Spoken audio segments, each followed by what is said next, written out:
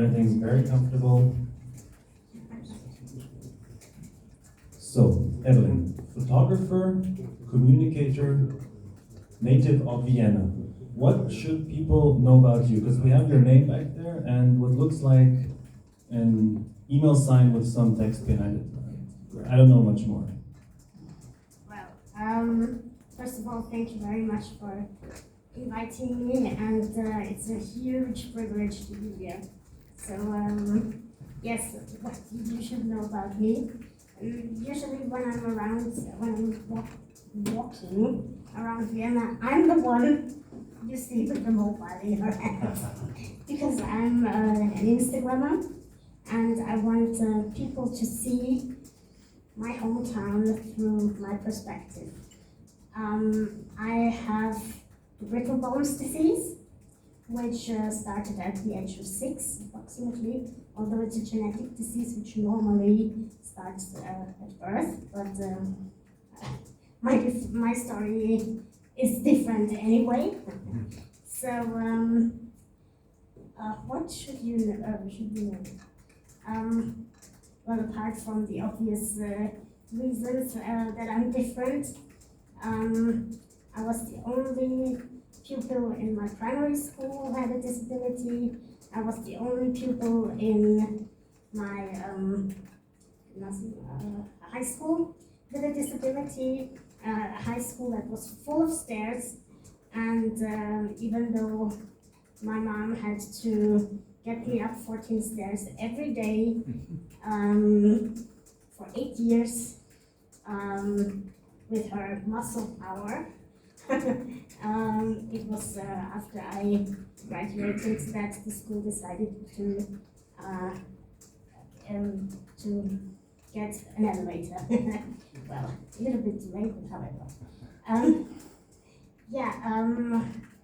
Then it's a typical Austrian thing that when you apply for a job, you have to write numerous of letters, but I was declined? No, rejected. I was rejected everywhere. I didn't get a chance at all, so typically Austrian through a relative who knew someone, I got a chance for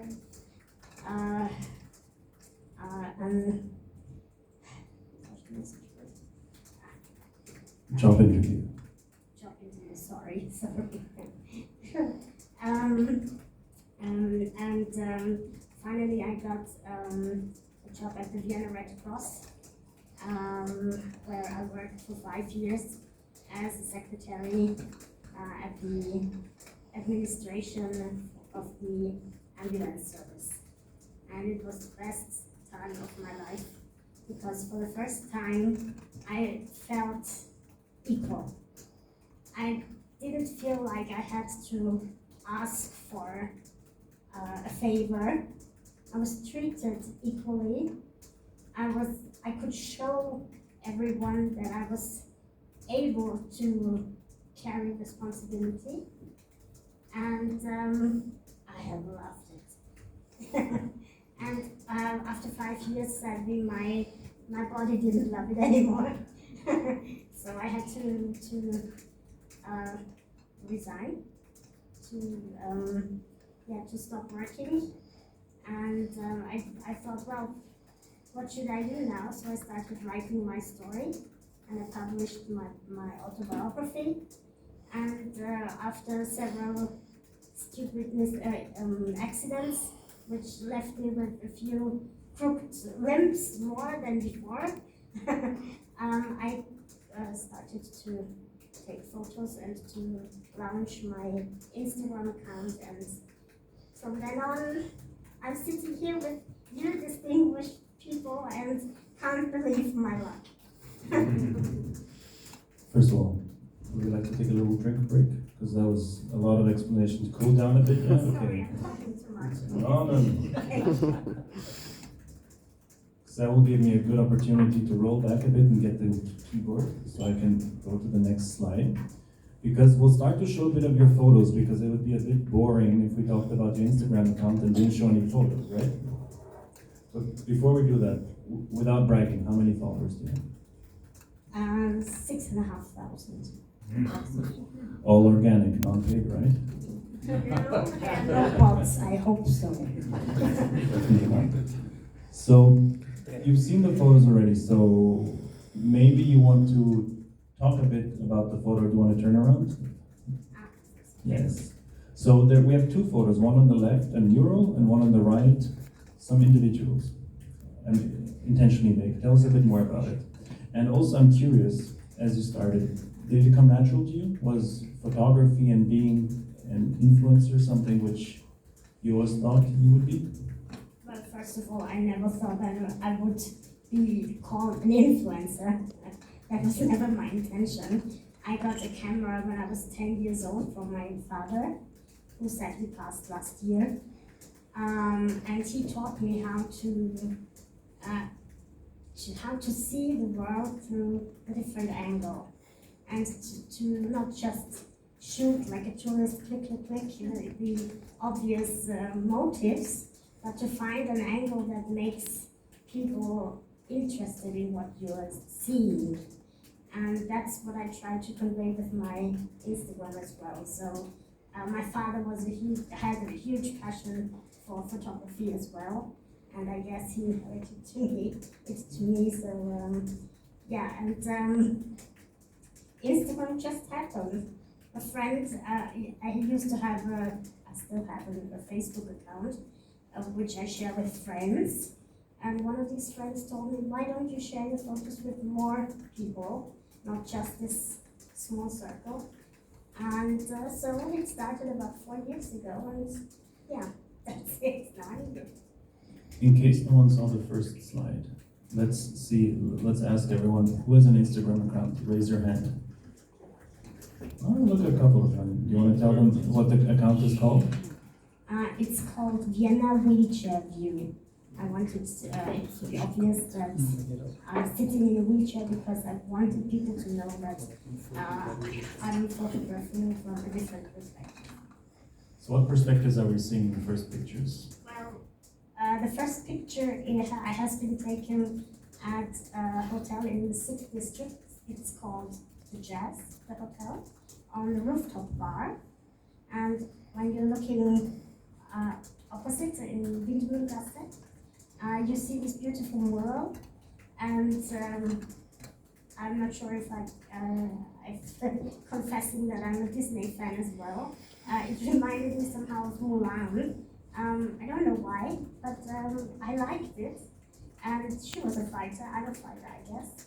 So I took this photo. I especially like here, being high up, looking down, which is something I don't get the opportunity very often. So yeah, that's what you see here. And The second one is close to where I live in the 5th district, on the Nettle Bridge. There are some curved beds, and you see, I took this photo this summer, and I was intrigued by the women lying there just casually. One is reading, one is listening to music, the other one is obviously playing with her mobile/cell phone. And I just loved the freedom they experienced, and I would have loved to just get out of this wheelchair and lay down on one of these beds as well, but I couldn't. But I tilted my wheelchair and enjoyed the sun this way. fantastic. Talking about freedom, the photo next to it is a sticker. Does that have to do a bit with freedom? Do you want to tell us a bit more about what's happening there? That's an equally welcome sticker. About 2 months ago, a friend of mine, Michael Sicher, and I, we launched this Instagram site that looks for places like restaurants or shops that are barrier-free, and if they are not completely barrier-free, if they are willing to overcome barriers by whatever, like in a shop, someone coming out, asking for help, or putting a ramp, and we are there to get us in.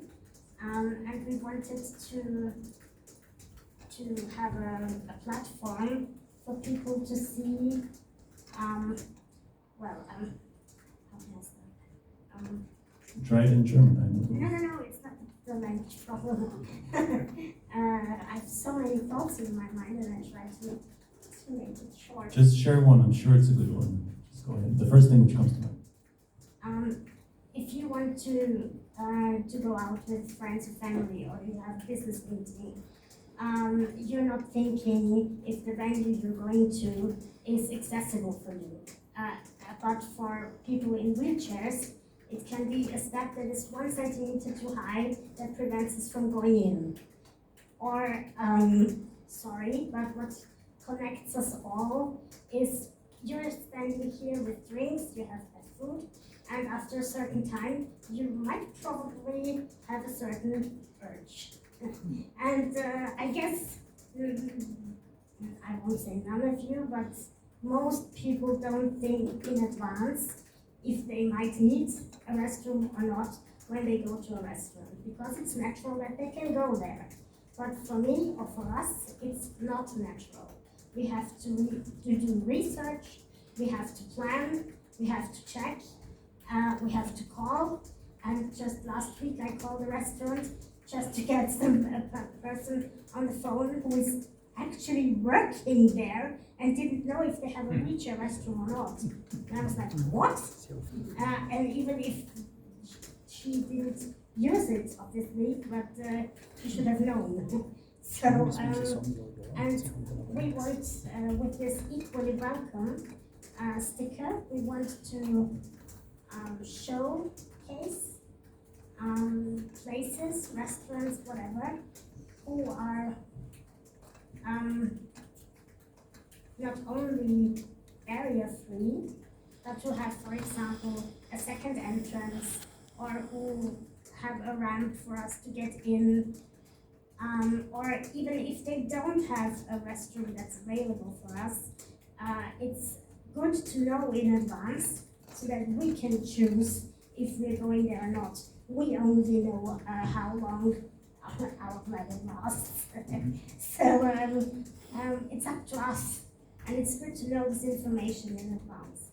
And if you all are going out in Vienna and you have an open eye for these topics, it would be fantastic to just send a short notice to this Equally Welcome account and tell us where are these restaurants, because we are just 2 individuals and we can't go to every single place in Vienna.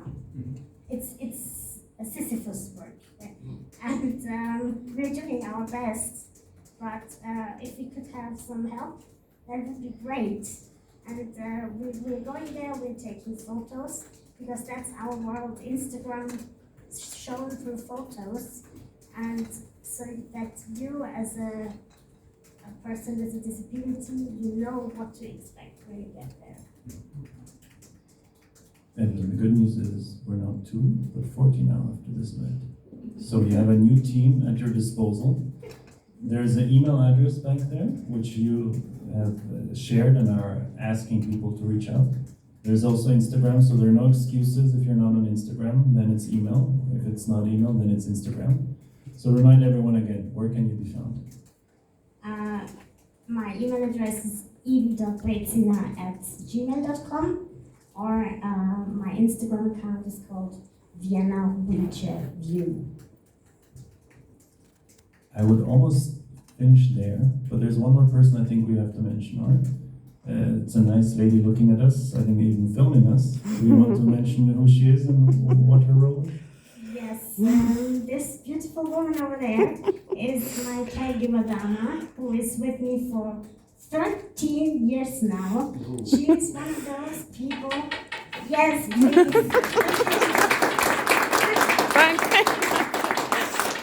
She is responsible that I'm sitting here now. She is the one who's seeing me day in, day out. 2 weeks is her working with us. But she and her colleague, they are the only ones who see me from getting up in the morning to lying down at night, putting on my breathing mask because I have sleep apnea as well, as if brittle bones wouldn't be enough. And she is the one who is getting me dressed, being picky as I am.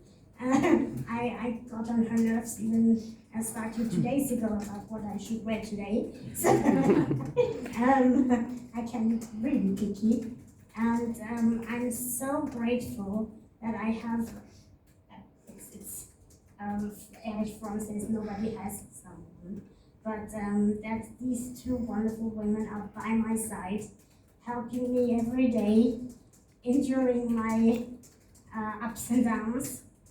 And I would wish, well, if I would have a wish free, I would wish that politics would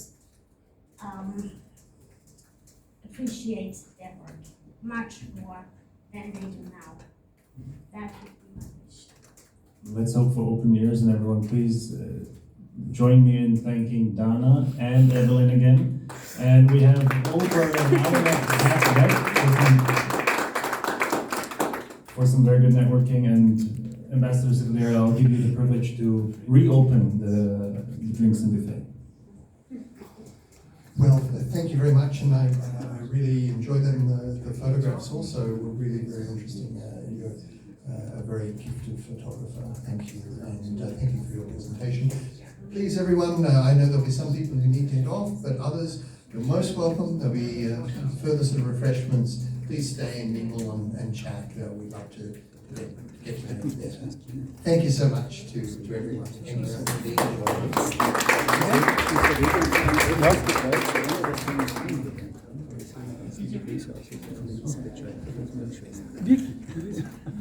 Evelyn, would you maybe want a photo of everyone? I see Evelyn taking her camera. Maybe we could ask everyone to come in a bit. Yes. Evelyn, you want the picture of everyone in front of you first? Okay. There is a kind request.